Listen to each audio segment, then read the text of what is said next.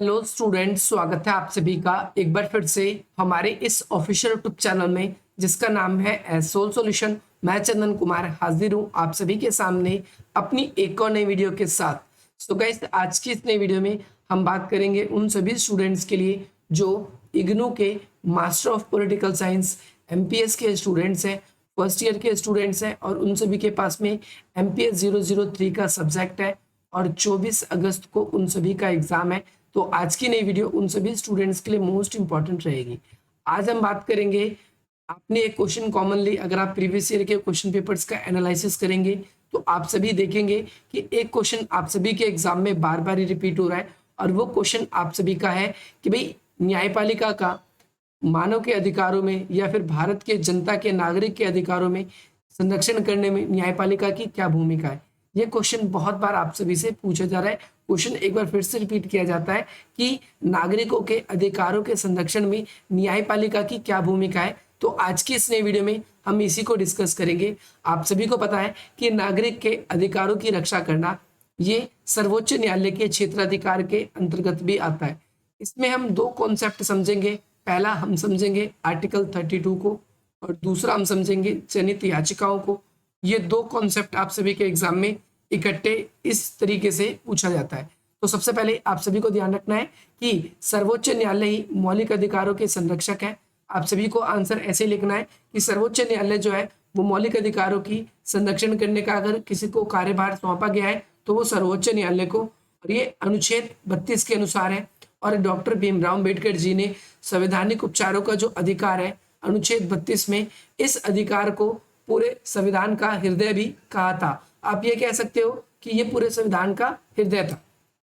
इसके अलावा हम देखेंगे कि भाई जितने भी हमारे 6 मौलिक अधिकार हैं इसमें से 5 मौलिक अधिकार जो हमारे नॉर्मल है और छठा मौलिक अधिकार संवैधानिक उपचारों का अधिकार है जो बाकी 5 मौलिक अधिकारों को संरक्षण करने में हमारी मदद करता है। और सभी प्रकार के मौलिक अधिकार अगर हम देखें तो वो प्रशासित है। प्रशासित का मतलब होता है जो कि सरकार के द्वारा दिए गए, और अगर इसका हनन होता है तो हम अपील जारी करके क्या कर सकते हैं, न्यायालय से हम उनके अधिकारों की रक्षा की मांग कर सकते हैं। तो इसमें अगर हम देखें, जब हम अपने अधिकारों की रक्षा की मांग करते हैं तो सर्वोच्च न्यायालय क्या करता है, कुछ आदेश, कुछ अधिकार जारी करता है जो कि आर्टिकल 32 के तहत है। 5 चीजें हैं, इन सभी को आप सभी को पढ़ना है। तो ध्यान रखना है कि इसके अंतर्गत परमादेश जारी करने का अधिकार है सबसे पहला, दूसरा बंदी प्रत्यक्षीकरण, तीसरा अधिकार परीक्षा, अधिकार परीक्षा यहाँ पर री की मात्रा ऐसे लगेगी, प्रति आदेश, और फिर उत्प्रेक्षण रिट और न्यायिक आदेश। ये कुछ ऐसे पॉइंट्स हैं जिन्हें आपको इस पॉइंट्स के अंदर एक्सप्लेन करना है। इन परमादेश यानी न्यायालय कितने प्रकार के आदेश जारी करती है, तो 5 प्रकार के अगर आप देखोगे तो सबसे पहला बंदी प्रत्यक्षीकरण, दूसरा अधिकार परीक्षा, तीसरा प्रतीक्षित आदेश, चौथा उत्प्रेक्षण रीट और पांचवा न्यायिक आदेश। ये 5 प्रकार के आदेश या फिर 5 प्रकार के परमादेश जारी करती है। ये ध्यान रखना है कि ये अधिकार जो है सर्वोच्च न्यायालय को अनुच्छेद 32 के तहत मिलता है जो कि भारतीय संविधान के भाग 3 के अनुच्छेद 32 में वर्णित है, जिसमें नागरिकों के अधिकारों की सुरक्षा की गारंटी किसकी है, तो सर्वोच्च न्यायालय की। अब यहाँ पर एक एक करके इन पॉइंट्स को आप सभी के लिए एक्सप्लेन किया गया है। अगर आप लोग इसको एनसीईआरटी के अंदर पढ़ोगे तो वो आप सभी को बहुत ज़्यादा इजी लगेगा। तो आप एनसीईआरटी की क्लास 11th की बुक आप डाउनलोड करोगे, उसके अंदर जो इंडियन कॉन्स्टिट्यूशन वाली बुक है उसके अंदर इंडियन कॉन्स्टिट्यूशन वाली बुक में सेकंड लेसन में आप सभी को ये इजीली मिल जाएगा। अगर आप लोगों को नहीं मिलता, आपको परेशान होने की जरूरत नहीं है, आप प्ले स्टोर पे जाइए। प्ले स्टोर पे जाने के बाद में आपको एनसीईआरटी बुक्स लिखोगे इन हिंदी मीडियम, आपके पास ऐप आ जाएगा। आप किसी भी ऐप को डाउनलोड कीजिए, 11th क्लास की पॉलिटिकल साइंस की हिंदी मीडियम में बुक डाउनलोड कर लीजिए, उसमें ईजी लैंग्वेज में बताया गया है। और यहाँ पर फिर भी मैं आप सभी को कर देता हूँ, ये एक्सप्लेन कर देता हूँ। तो परमादेश क्या है, तो ध्यान रखना है आप सभी को कि संविधान के अनुच्छेद 143 में राष्ट्रपति को यह अधिकार मिला हुआ है कि कानून से संबंधित किसी भी प्रश्न या सार्वजनिक मामलों में यदि वो संविधान के अनुरूप नहीं चल रहा है, कोई विवादित मामला है, तो ये उसके विवाद क्षेत्र से वर्जित है। और ऐसे में क्या करेगा, राष्ट्रपति सर्वोच्च न्यायालय से क्या करेगा, परामर्श लेगा सरकार, और सर्वोच्च न्यायालय उसके ऊपर क्या करती है, बाध्यकारी फैसले देती है। ये कौन सा है जो है आप सभी को ध्यान रखना है, परमाशी आदेश या फिर परामर्श का आदेश है। ये सर्वोच्च न्यायालय देती है किसी भी मामले, जैसे कि कोई संविधान में संशोधन करना है तो ये देती है, किसको देती है? सर्वोच्च न्यायालय को। सर्वोच्च न्यायालय के द्वारा राष्ट्रपति को मिलता है। तो आप सभी को ध्यान रखना है कि ये जो जितने भी पॉइंट्स हैं, इन पॉइंट्स को आपको किस में पढ़ना है? एनसीईआरटी की बुक्स में आप इजीली पढ़ सकते हो, वहां पर आपको पहली चीज ही क्लियर हो जाएगी। अब ये राष्ट्रपति वाला कॉन्सेप्ट क्यों था? क्योंकि कई बार हम देखते हैं, यहाँ पर ये पॉइंट मैंने आप लोगों के लिए क्यों ऐड किया है, क्योंकि आप सभी को पता है कि हम संविधान में संशोधन करके मौलिक अधिकारों में कटौती कर सकते हैं, जैसा कि संपत्ति का अधिकार, जो 7वां हमारा संपत्ति का अधिकार हुआ करता था, उसमें भी कटौती की गई है।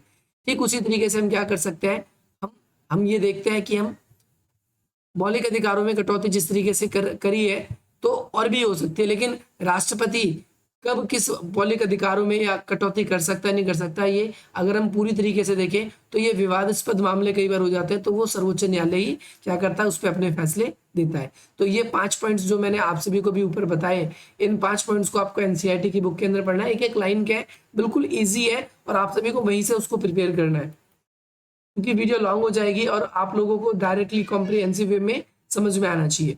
मैं यहाँ पर अगली चीज है जनहित याचिका। जनहित याचिका क्या होती है, मैं आप लोगों को ये बता दूं, इसे हम बोलते हैं PIL, पब्लिक इंटरेस्ट लीगल, यानी पब्लिक लीगल इंटरेस्ट बोलते हैं इसको। वैसे पूरी इसमें नाम जो है एल पहले है, पब्लिक लीगल इंटरेस्ट, और ये आई बाद में, तो ध्यान रखना, इसे हम बोलते हैं संवैधानिक, इसको हम बोलते हैं जनहित याचिका। तो जनहित याचिका कौन सी होती है? ऐसी याचिकाएं जो जनता के हित में ध्यान में रखकर सर्वोच्च न्यायालय के अंदर जो दायर की जाती है, उसे जनहित याचिका बोलते हैं। और ये याचिका जरूरी नहीं है कि कोई मुजरिम, कोई व्यक्ति जिसपे केस चल रहा है, सिर्फ वही व्यक्ति याचिका दायर कर सकता है। इसमें कोई भी व्यक्ति, उसका रिलेटिव, उसका पड़ोसी, या फिर इवन दैट कोई न्यूज़पेपर में आर्टिकल छपाए, तब भी सर्वोच्च न्यायालय उसको बेस बनाकर क्या कर सकती है, जनहित याचिकाओं के मामलों की सुनवाई कर सकती है। तो आप सभी को ध्यान रखना है कि संपत्ति या फिर मौलिक अधिकारों के संरक्षण करने में कहीं ना कहीं जनहित याचिकाओं का भी बहुत बड़ा पक्षधर है। आप सभी ने न्यायिक पुनर्निरीक्षण आपने पढ़ा होगा, इसके अलावा न्यायिक सक्रियता भी पढ़ा होगा। ये दोनों कंसेप्ट आप सभी को ध्यान रखना है कि न्यायमूर्ति कृष्ण अय्यर और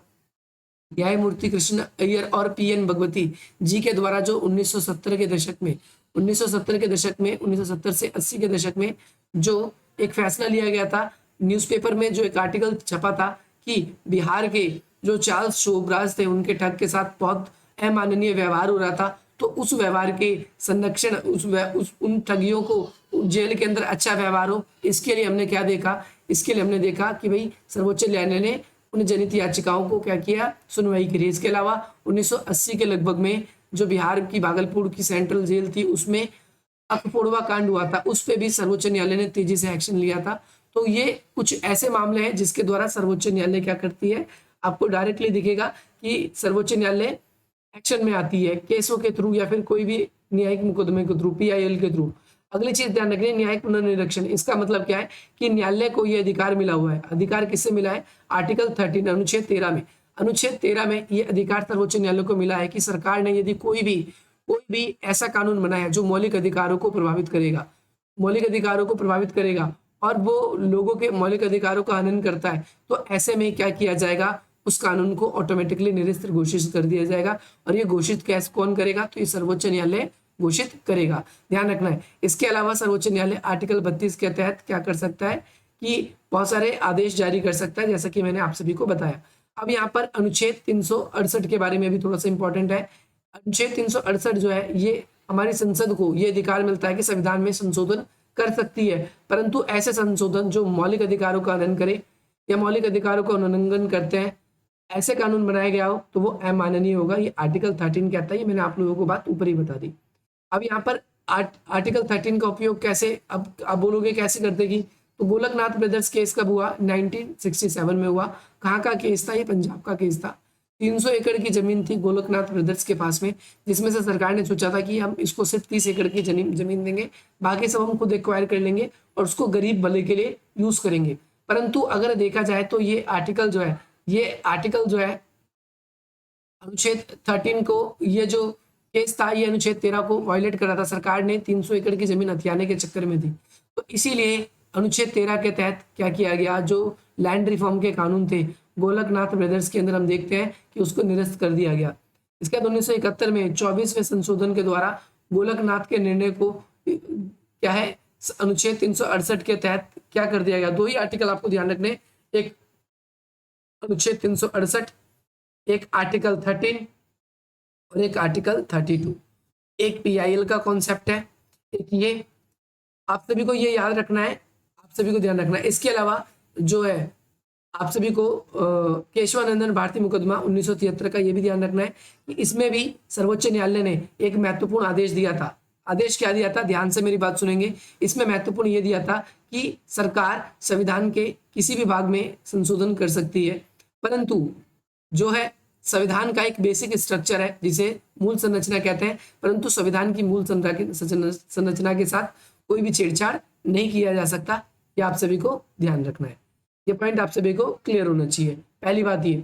दूसरी चीज, इसमें एक चीज और क्लियर की गई थी कि जो है मौलिक अधिकार को लागू करने के लिए या मौलिक अधिकारों, राज्य के नीति निषेधक तत्व को लागू करने के लिए मौलिक अधिकारों पर प्रतिबंध नहीं लगाया जा सकता। तो इस केस में भी हमें यह देखता है। इसके अलावा मुनिरमा मिल केस वगैरह भी आपसे रिलेटेड है, तो आप लोग उसको पढ़ना चाहे तो पढ़ सकते हैं। बाकी ये वीडियो आप सभी को पक्का इस बात से आप एम श्योर आपको ये समझ में आ गया होगा। अगर आपके एग्जाम में ये क्वेश्चन अगर आप बनता है कि भाई आप बताइए न्यायपालिका जो है मानवाधिकारों की या फिर नागरिक के अधिकारों की रक्षा करने में कहाँ तक सामर्थ्य है, कहाँ तक कारगर है। तो गाइस ये वीडियो आप सभी को पसंद आएगी और मैं आशा करता हूँ इस वीडियो को देखकर आप सभी को उतना ही लाभ मिलेगा जितना आपने इसमें अपना समय दिया है। बाकी मिलते हैं हम आप सभी से अपनी अगली वीडियो में। जय हिंद, जय भारत।